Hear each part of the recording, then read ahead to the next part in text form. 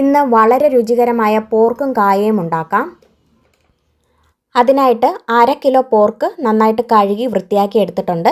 അതിലേക്ക് 1/4 ടീസ്പൂൺ മഞ്ഞൾപ്പൊടി, 1 ടീസ്പൂൺ എരിവുള്ള മുളക് പൊടി, 2 ടീസ്പൂൺ എരിവില്ലാത്ത കാശ്മീരി മുളക് പൊടി, 1 ടീസ്പൂൺ ഗരം മസാല, 1 ടീസ്പൂൺ മല്ലിപ്പൊടി എന്നിവ ചേർത്ത് കൊടുക്കുന്നുണ്ട്.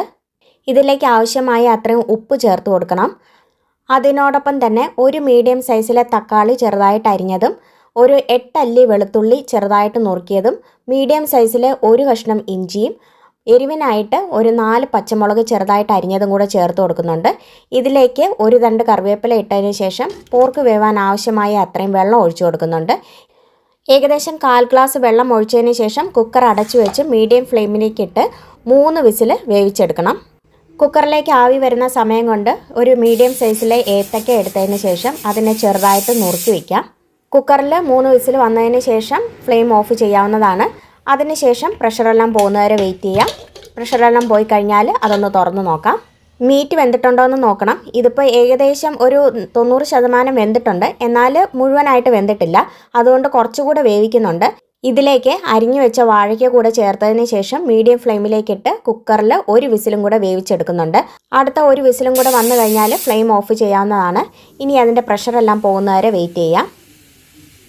ഈ സമയം ഫ്ലെയിം ഓൺ ചെയ്തതിന് ശേഷം മറ്റൊരു പാൻ വെച്ച് കൊടുക്കുന്നുണ്ട്. അതിലേക്ക് കുറച്ച് വെളിച്ചെണ്ണ ഒഴിച്ചു കൊടുക്കുന്നുണ്ട്. വെളിച്ചെണ്ണയിലേക്ക് അരിഞ്ഞു വെച്ചിരിക്കുന്ന 2 സവാള ചേർത്ത് കൊടുക്കാം. സവാള വഴന്നു വരാൻ ആവശ്യമായ അത്ര ഉപ്പ് ചേർത്ത് കൊടുക്കുന്നുണ്ട്. അതിനുശേഷം ഇതിനെ നന്നായിട്ട് വഴറ്റിയെടുക്കാം. സവാള വഴുന്ന നിറം ഒന്ന് മാറി വരുമ്പോഴത്തേക്ക് ഇതിലേക്ക് 4 വറ്റൽമുളക് ഇട്ട് കൊടുക്കുന്നുണ്ട്. ഇതിലേക്ക് 1 ടേബിൾ സ്പൂൺ എരിവുള്ള മുളക് പൊടി, 2 ടേബിൾ സ്പൂൺ എരിവില്ലാത്ത കാശ്മീരി മുളക് പൊടി, 1 ടേബിൾ സ്പൂൺ പെരിഞ്ജീരകം എന്നിവ ചേർത്തതിന് ശേഷം നന്നായിട്ട് ഇളക്കി യോജിപ്പിക്കാം. 1 തണ്ട് കറിവേപ്പിലയും കൂടെ ചേർത്തതിന് ശേഷം പൊടികളെല്ലാം നല്ലതുപോലെ വഴറ്റിയെടുക്കാം. എന്നാൽ ഇത് കരിഞ്ഞു പോകാതെ പ്രത്യേകം ശ്രദ്ധിക്കണം. കുക്കറിലെ പ്രഷറെല്ലാം പോയിട്ടുണ്ട്. ഇതിനെ തുറന്ന് നോക്കിയിട്ടുണ്ട്. ഇറച്ചിയുടെ വേവ് നോക്കണം. നന്നായിട്ട് വെന്തിട്ടുണ്ടാണ്. ഈ സമയം കൊണ്ട് വാഴയ്ക്ക നന്നായിട്ട് വെന്തിട്ടുണ്ട്. അതിനുശേഷം ഇതിലെ നെയ്യ് ഊറ്റിക്കളയുന്നുണ്ട്. ഒത്തിരി നെയ്യ് ആയാൽ നമുക്ക് കഴിക്കാനായിട്ട് പറ്റില്ല. അതുകൊണ്ട് നെയ്യെല്ലാം ഊറ്റിക്കളഞ്ഞതിന് ശേഷം ഇതിനെ പാനിലേക്ക് ഇട്ട് കൊടുക്കുന്നുണ്ട്. നന്നായിട്ട് ഇറച്ചി വഴറ്റി പൊടികളോടുകൂടി ചേർത്തതിന് ശേഷം ഇതിലേക്ക് 1 ടേബിൾ സ്പൂൺ കുരുമുളകിൻ്റെ പൊടി ചേർത്ത് കൊടുക്കുന്നുണ്ട്. എരിവിനനുസരിച്ച് കുരുമുളകിൻ്റെ പൊടി ചേർത്ത് കൊടുക്കാവുന്നതാണ്. ആവശ്യത്തിന് കുരുമുളകിൻ്റെ പൊടി ചേർത്ത് കഴിഞ്ഞാൽ പിന്നെ ഇത് കൂടുതലായിട്ട് ചൂടാക്കില്ല. ഉടനെ തന്നെ ഫ്ലെയിം ഓഫ് ചെയ്യുക.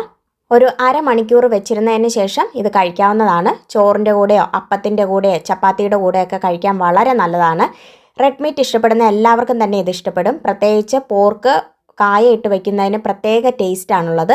പോർക്കിലെ നെയ്യ് വാഴയ്ക്കയിലേക്ക് പിടിക്കുമ്പോഴത്തേക്ക് അതിലെ വാഴയ്ക്കയുടെ കഷ്ണങ്ങൾ കഴിക്കാൻ പ്രത്യേക ടേസ്റ്റാണ്. ഇതിനേക്കാളൊക്കെ ഉപരി ഏറ്റവും നല്ല കോമ്പിനേഷൻ പോർക്കും പുട്ടും കട്ടൻ ചായയുമാണ്.